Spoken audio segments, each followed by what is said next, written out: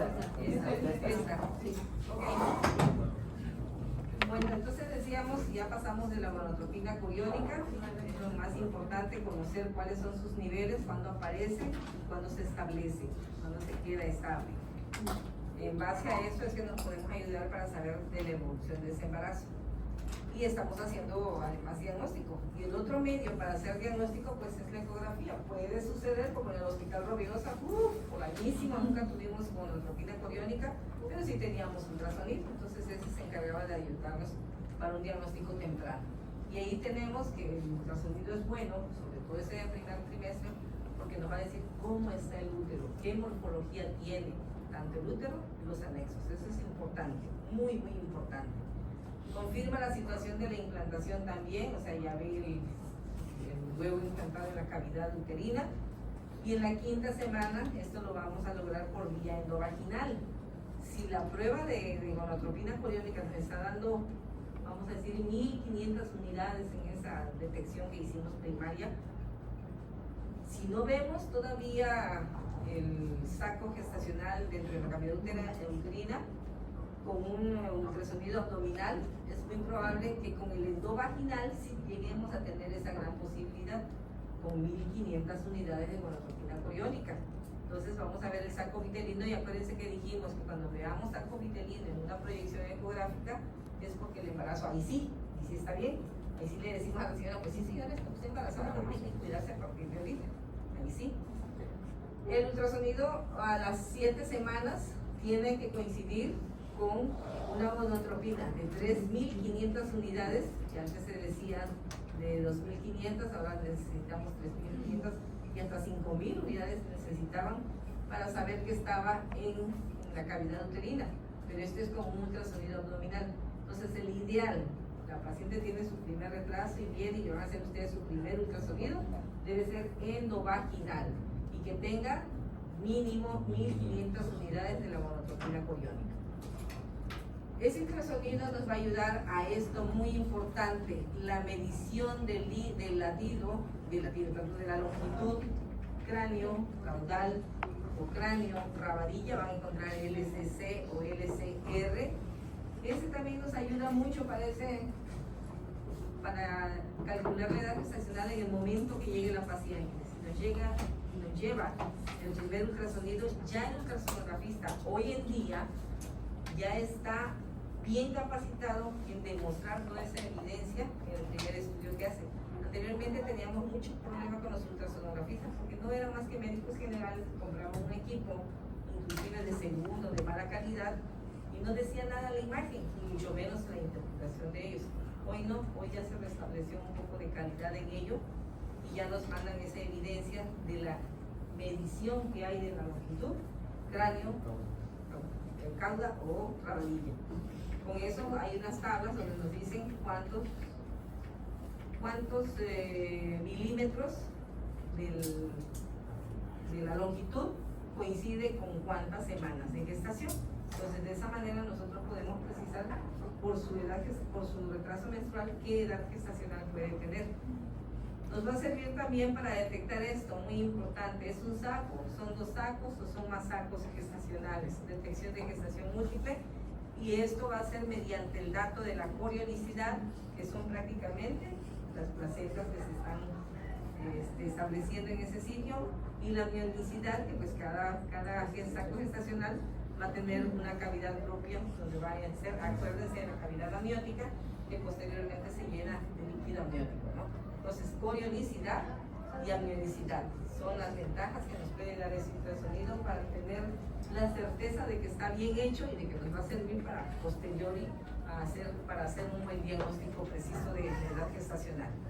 En las primeras 13 semanas también, y ese es el primer trimestre, nos va a hablar de la probabilidad de una alteración del trofoblasto, y eso es más que nada el embarazo molar dentro de su frecuencia, y eso es lo que nos va a hablar es de qué, de situaciones o imágenes quísticas que están dentro de lo que vamos a considerar como una placenta, que ya a las 13 semanas prácticamente ya está terminada su conformación anatómica. Recuerden que la placenta empieza a trabajar desde el momento de la implantación, empieza en el sitio trofoblasto, empieza a formar formarse, pero se lleva 13 semanas para poder concluir ese trabajo de formación. Pero ya en ese momento el ultrasonido nos puede llamar, nos puede decir si es un plastrón normal en relación a lo que es la placenta, pues una alteración quística que nosotros vamos a, bueno, se ha considerado como canal de abeja o copos de nieve, y de esa manera nosotros vamos a decir, esto es un embarazo, pero pues con un edema de vellosidades coriónicas, etcétera, y por eso da esa imagen de copo de nieve. Y eso corresponde a una enfermedad de trofoblástica. Esto es algo bien importante, ya también hoy en día lo logramos. Ya el médico de ultrasonido ya está interesado en darle a su paciente toda la información, al médico sobre todo, la información que se requiere para saber si ese feto está sano o no. En ese caso, tenemos la translucencia nucal, que no debe ser mayor a 3 milímetros. Debe ser menor, para decir que es normal, menor a 3 milímetros. Eso es el valor normal. Menor a 3 milímetros. La translucencia nucal. Todos tenemos translucencia nucal en el momento, en este periodo, antes de las 13 semanas. Y es muy importante que lo hagan en ese tiempo, ese estudio, por la precisión de los equipos y la capacidad visual del operador, pues el que está haciendo el ultrasonido. Si lo hacen más adelante, solamente la capacidad de un equipo es lo que le va a dar la calidad y la posibilidad de hacer diagnóstico. Pero si es un equipo común, sencillo, no va a poder. Entonces, que sea preciso a las 13 semanas. Nos va a decir también si hay alteraciones del ductus venoso de Arancio. Acuérdense cuando estuvimos viendo circulación fetal, dónde está el ductus venoso de Arancio. Y la presencia del hueso nasal. Y tenemos, por ejemplo, el hueso nasal es esta manchita blanca. También la presencia del hueso mandibular y la translucencia nucal, que es esta zona, es un engrosamiento de grasa que tiene atrás en la nuca todo ser humano y que no debe pasar de 3 milímetros para poder decir que está normal. ¿Okay? Y la patología uterina o anexial que habíamos dicho, porque aquí puede encontrar que el útero tiene alguna malformación que puede darnos más adelante una alteración en la evolución de este embarazo, como una malformación del útero, un septo o un útero septado, un útero doble. ¿Cuál otra? Miomas, la patología, del mismo útero pueden ser miomas, o que la mujer haya tenido una miomectomía, también se ve la zona cicatrizante, se puede ver todavía la zona cicatrizante de esa operación en ese útero. O anexial, cuando se concomita con algún tumor de ovario principalmente. Ahora seguimos con ya cuando le llamamos cigoto. Esa es la parte que ya vimos. Tercera semana, vasos sanguíneos con vellosidades coriónicas. Cuarta semana, sistema cardiovascular, placa neural. En la cuarta semana, de la cuarta a la sexta semana, el ultrasonido, si alguien muy preciso, muy valiente, dijo, esta mujer está embarazada, pero tenía 6 años que no se embarazaba, entonces le hacen un ultrasonido muy tempranamente y es muy probable que encuentre el latido cardíaco fetal a las 4 a sexta semana. De las 4 a las 6 semanas ya se puede encontrar el latido cardíaco fetal. Regreso otra vez a hablar de un buen equipo.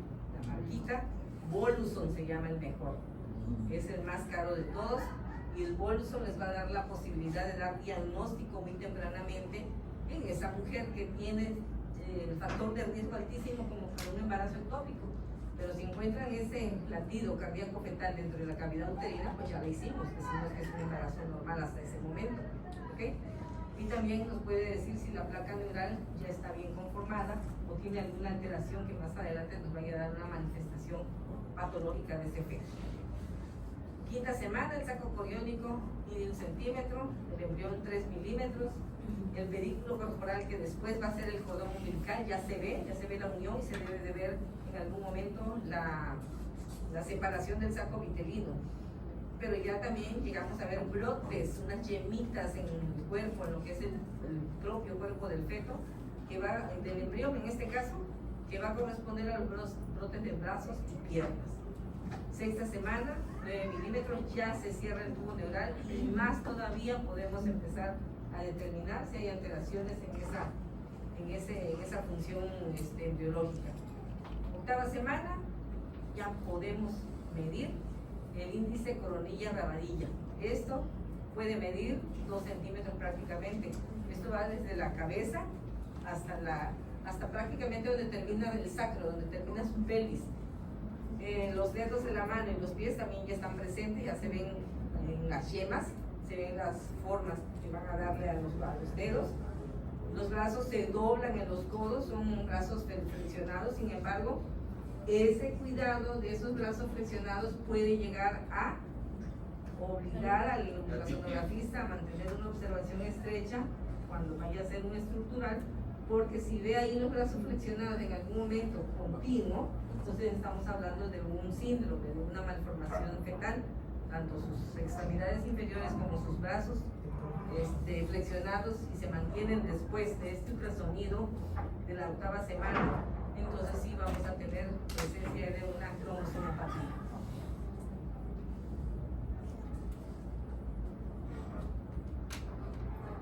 Esa es la medición cráneo, rabadilla, cráneo, caudal. Esta es la que puede medir en ese tiempo de las 8 semanas 2 centímetros prácticamente, que es todo lo largo del cuerpo en este sentido. Pero le digo, eso es más evidente con un buen equipo propio de ultrasonido, pero aparte del buen equipo, el operador tiene que ser bien experimentado. Entonces es muy bonita la fotografía en ese sentido. Prácticamente cuando le decimos a la mamá, ahí tienes toda la carita de tu bebé, ¿no? Son las primeras impresiones para ponerlos en cuadro. Sigue el crecimiento morfológico. Tenemos, bueno, esto es lo mismo, prácticamente nada más para que vieran la estructura que se va dando con cada una de las semanas que se van sumando.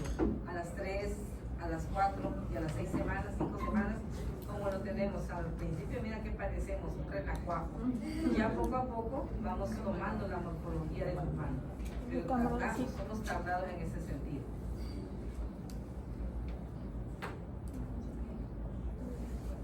En la quinta semana, el amnios cubre el pedículo corporal, que ahora se llama ya cordón umbilical. ¿Okay? Ya se estableció el cordón umbilical. Y cuando ese cordón umbilical ya tiene alguna morfología, nuevamente regreso a la capacidad de ser ultrasonografista. ¿Para qué era LSC? La longitud cráneo-caudal o de LCR, longitud cráneo-rabadilla, que es como lo van a encontrar. LCC, longitud cráneo-caudal. Entonces, en este caso, de las 5 a las 8 semanas prácticamente, es cuando podemos identificar el onfalocele, que se va a quedar como una malformación de ese feto, que al principio pues no es tan fácil encontrarlo, pero pues ya cuando le decimos a la paciente, pues su bebé tiene onfalocele, es cuando ya tiene más o menos como 22 semanas, ya muy tardío. De todas maneras, no es un problema propio de es una malformación con capacidad vital. En el momento que nace se puede reducir de acuerdo a los estándares de cada ser humano. O sea, no todos somos iguales y en algún momento no se va a ofrecer la calidad de vida de acuerdo a la resolución del problema. A los 9 milímetros el tubo neural se ha cerrado. Bueno, y el latido cardíaco ya dijimos que desde las 4 semanas, ¿no?, estaba presente. Recuerden que cuando ya llegamos a las 8 semanas deja de ser embrión y pasa a ser un feto. En el periodo fetal le vamos a valorar 2 elementos muy especiales, que son el crecimiento y la talla. Cada uno va a ir conformándose, pues más que nada por ahora que le estamos llamando periodo fetal, que es a partir de quién, de qué tiempo, perdón. ¿Sí? De las 13 semanas, cuando ya terminó prácticamente la organogénesis. Ya empiezan a crecer todo lo que tenemos, se empieza a formar desde esas 8 semanas, o a las 8 semanas ya está terminado, y de ahí empieza el crecimiento. Y ese crecimiento será hasta las 28 semanas. Uno de los elementos muy importantes de los elementos anatómicos que el ser humano es el cerebro, pues el encefalocele sobre todo, que ese no crece, ese sigue creciendo, ese no detiene. Todos los demás órganos de los demás síntomas, de los demás sistemas, se cierran a las 28 semanas. Y uno de ellos, ¿cuál es? El más explícito que hay para decir, estás bien, ya puedes nacer. Con dificultades, pero puedes sobrevivir. El respiratorio, ¿no? Con la formación de los surfacantes funcionales. Aunque el pulmón está bien formado, ya vimos nosotros en la revisión que hicimos con los cambios fisiológicos, que prácticamente puede estar formado el pulmón de ese feto, pero no está para funcionar. Entonces, no sobreviven naciendo a las 26 semanas de acuerdo a los estándares de calidad que tengan ya las naciones o los países desarrollados para poder ofrecer a un ser humano la posibilidad de sobrevivir. Pero eso también la tenemos nosotros de acuerdo a nuestra capacidad principal, personal, especial, porque nosotros podemos tener a un recién nacido, dos recién nacidos con el mismo diagnóstico en la misma semana y muy probablemente y recibiendo la misma atención, y muy probablemente uno siga adelante y el otro no siga adelante. ¿Okay? Bueno, entonces la organogénesis finaliza las 28 semanas. En cuestión de crecimiento es lo que va a suceder nada más, el crecimiento de todos estos órganos que van a conformar un aparato o un sistema, un aparato, un sistema. Y la talla, que esta la podemos valorar como de un crecimiento rápido y de un crecimiento lento. Esta talla va a ser en base a proliferación celular. Las células ya están, lo que falta es la proliferación, el crecimiento de esas células. 5.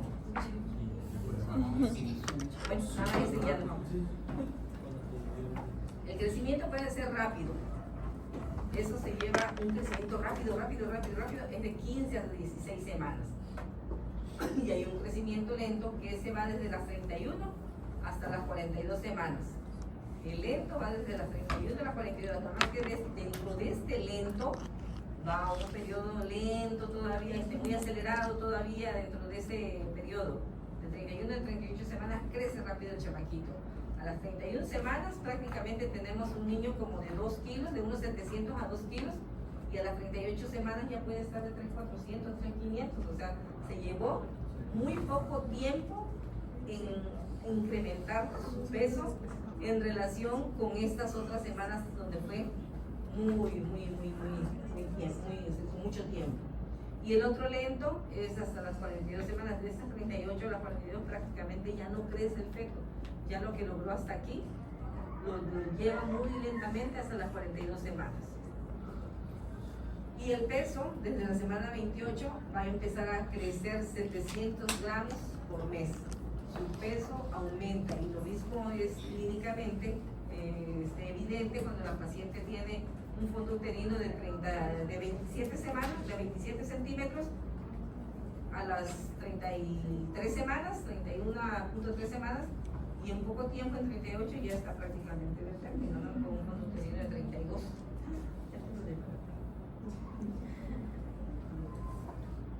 Y entonces a la semana 20 pesa de 500 a 600 gramos. Cuando un feto llega a nacer a las 20 semanas por una pérdida gestacional que se llama aborto, tiene 500 aproximadamente gramos a 600 gramos. Y ese es un pleito que tenemos ahí en el ginecólogo y el pediatra, y estamos así a la expectativa: ¿nace vivo o no nace vivo? Si nace vivo y tiene 500 gramos o más de 500 gramos, va a fallecer, ¿no? El certificado de función le corresponde al obstetra. Ahora, si nace muerto, pesa 500 gramos, le corresponde al pediatra. ¿Okay? Semana 28, pesa 1000 gramos. Cuando es a término, 3200 a 3500 es el promedio.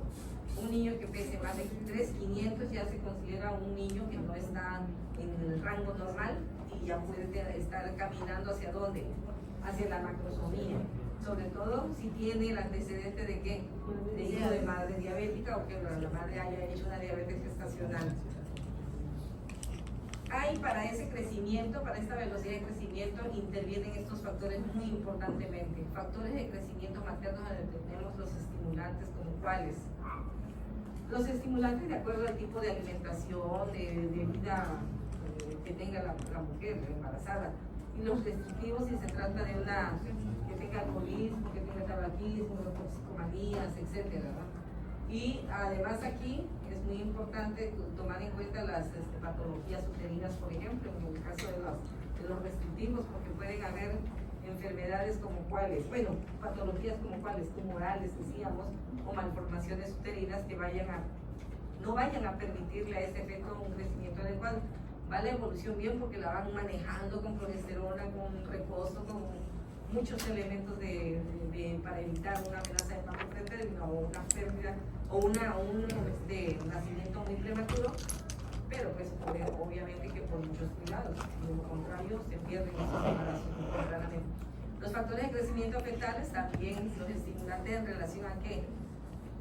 En relación a los estimulantes, pues las hormonas de crecimiento que tenemos y tomando en cuenta mucho lo que es la herencia, pues si son hijos de padres pequeñitos, chaparritos, pues lo más seguro es que no vaya a crecer tanto como dicen las normas. O cuando trae una alteración como cuál, malformaciones, una de las congénitas, de las genéticas, ¿cuáles son? La condroplasia.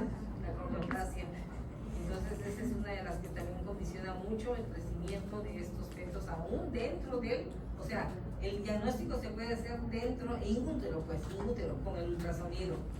Y otras patologías también oligohidrables, por ejemplo, malformaciones propias del feto, como una hipoplasia renal principalmente, puede haber ausencia de ese líquido. Y los factores placentarios, pues ahí es muy dado por la evolución del embarazo. Número 1 puede ser una placenta que tenga insuficiencia, que no tenga la capacidad propia de ejercer su función de llevar los nutrientes y el oxígeno principalmente a ese feto. Y otro, un desprendimiento crónico, por ejemplo, el desprendimiento de la placenta puede ser crónico, no es que se desprenda hoy y ya no tiene que interrumpir. No da manifestaciones clínicas, y ahí se pasa, pero tampoco le da al feto los requerimientos adecuados. Eso puede ser prácticamente como factores placentarios.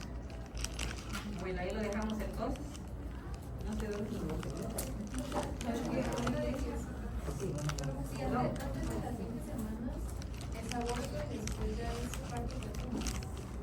sí, después de las 22 semanas. Ya les dicen que hasta 22 semanas de mamá vayamos haciendo el diagnóstico de aborto.